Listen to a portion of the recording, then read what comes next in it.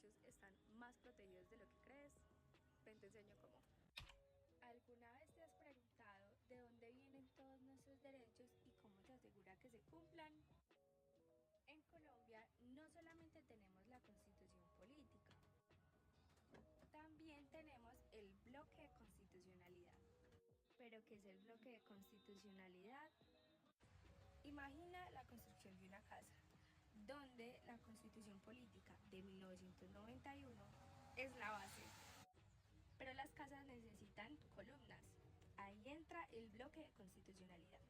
El bloque de constitucionalidad es una parte fundamental para el cumplimiento de tus derechos, pues es una herramienta del derecho internacional que nos permite velar, cumplir y modificar algunas normas de control interno. Uno de los datos más importantes que recae en el texto de este autor es sobre la funcionalidad del ordenamiento jurídico frente al bloque de constitucionalidad y cómo se soporta el bloque de constitucionalidad mediante la jurisprudencia de la Corte Constitucional. Recordemos que los tratados de derechos humanos también deben ser aplicados por los tratados de excepción. Más adelante vamos a entender que los estados de excepción son estados plenamente soberanos y que aunque pueden no aplicar cierta normativa internacional dentro de cada uno de su ordenamiento jurídico, hay cosas como los derechos humanitarios que sí deben cumplir. La Corte Constitucional también ha distinguido que existen dos tipos de bloques, el lato sensu y el stricto sensu. El bloque en sentido lato sensu es mucho más amplio e incluye otras normas que sirven para controlar y para interpretar la misma constitucionalidad, claro. Ahora, el bloque en sentido stricto sensu o en estricto sentido hace referencia a la parte donde se incluye especialmente los temas de la Constitución política unidos con los derechos internacionales humanitarios. Es importante rescatar que el bloque de constitucionalidad no está por encima de la Constitución, se podría decir que incluso al mismo nivel, ya que la funcionalidad de ambas es la misma. Puede sonar complicado, pero la verdad es que no lo es. Por eso, con algunos ejemplos te voy a explicar cómo funciona. Ahora piensa en los tratados internacionales como un acuerdo entre estados. Y ahora piensa en los tratados internacionales que ha firmado Colombia a lo largo de los años, como la Convención Americana de los Derechos Humanos, que por medio del bloque de constitucionalidad hace que se ratifiquen y se vuelvan normas internas de nuestro ordenamiento jurídico.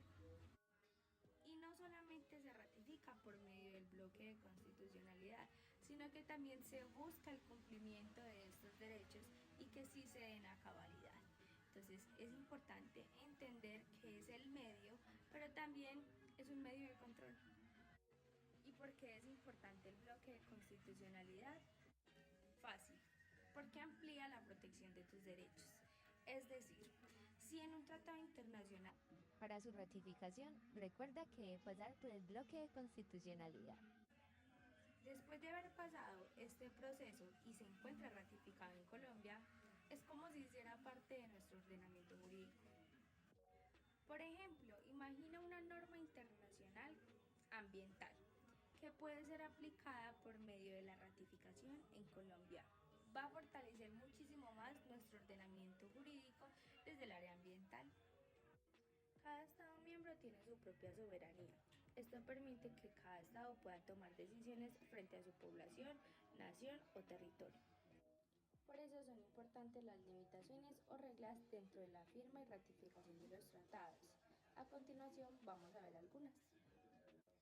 Una de las más importantes es que los tratados deben cumplirse de buena fe, con buenas palabras, un buen contexto y deben de hacerse buscando el bien común.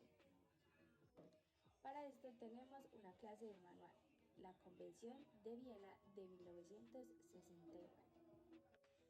Básicamente esta nos dice cómo se deben de realizar los procesos que se deben tener en cuenta, cuáles son las reglas y cuáles son los conceptos básicos que se deberán tener en cuenta dentro de cada tratado internacional y sus procesos. ¿Y qué pasa si queremos cambiar un tratado que ya firmamos? La enmienda modifica cláusulas para todos los estados partes, pero la modificación solamente para algunos de los estados. Las dos nos ayudan a seguir estando en la realidad de los tratados internacionales teniendo en cuenta los contextos sociales y la soberanía de cada uno de los estados. Sin embargo, hay casos en los que no se puede continuar y para esto existe la nulidad, terminación y suspensión. ¿Sabías que cuando un estado firma un tratado internacional podría negarse a firmar ciertas partes del tratado? Así es, y esto se llaman reservas. Son declaraciones de los estados para decir si esto lo aceptan o esto no lo aceptan. Eso sí, no se puede reservar lo que afecte el objeto o el fin principal del tratado. Todo esto se hace con la finalidad de que aunque los estados tengan desacuerdos, puedan firmar de una manera parcial los acuerdos. ¿Qué pasa si uno de los estados no está de acuerdo con esta reserva? Puede aceptar, negarse o simplemente ni siquiera verse afectado por estos cambios.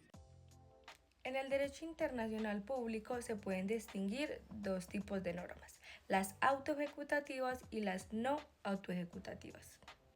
Las autoejecutativas hacen referencia a que no requieren de otra ley o norma para poderse aplicar y tienen algunas características específicas, como la recepción automática que se aplica en algunos países que hacen directamente la recepción del derecho internacional público a su ordenamiento jurídico. Son normas que incluso los jueces pueden aplicar incluso sin haber una norma o ley aprobada anticipadamente. Y deben ser muy claras y precisas. Ahora, las no ejecutativas, como su nombre también lo dice, hace referencia a que sí van a requerir una norma o ley aprobada previamente para poder ser ejecutadas. Estas se pueden ver principalmente en derechos o en áreas mucho más complejas como el derecho internacional penal. Además, el Estado está obligado a cumplirlas de buena fe. ¿Y quién tiene competencia para aplicar estas normas? Esto va a depender de cada estado, ya que recordemos que cada estado cuenta con una soberanía que le permite ser independiente del resto y tomar sus propias decisiones según lo que esté dentro de su estado. Aunque también se encuentran casos particulares como los estados descentralizados, ya que en estos casos se deben tener en cuenta las comunidades autónomas, como es el caso que nos menciona el autor en España, una comunidad descentralizada que debe tener en cuenta a otras. Para poder llegar a un consenso, estos estados deben ponerse de acuerdo por medio del diálogo y la cooperación, y para esto hay un procedimiento también. ¿Qué son los mecanismos de cooperación?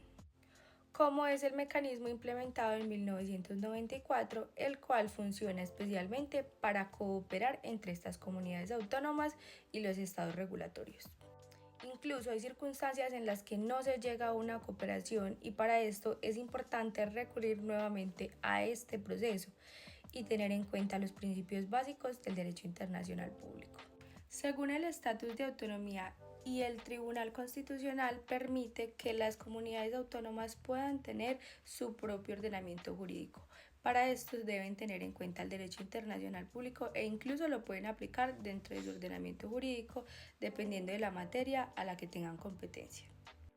Tenemos el caso del Estado español, el cual cuenta con comunidades autónomas, las cuales tienen una autonomía y tienen su propio ordenamiento jurídico. Sin embargo, en caso de no llegar a un consenso o a una cooperación, deben regirse según el ordenamiento español. En la Constitución de cada estado también podremos encontrar las circunstancias bajo las cuales los estados podrían no aceptar la cooperación y cuáles son sus respectivas faltas, leves, graves y gravísimas. También hay leyes específicas que pueden ir superiores a las normas internacionales. Esto va a depender de cada ordenamiento jurídico y su aplicación dentro de cada estado. Finalmente, recordemos que todo esto hace parte del derecho internacional público. Todas estas son herramientas que se utilizan dentro de este para aportar a nuestro ordenamiento jurídico de cada estado. Muchas gracias.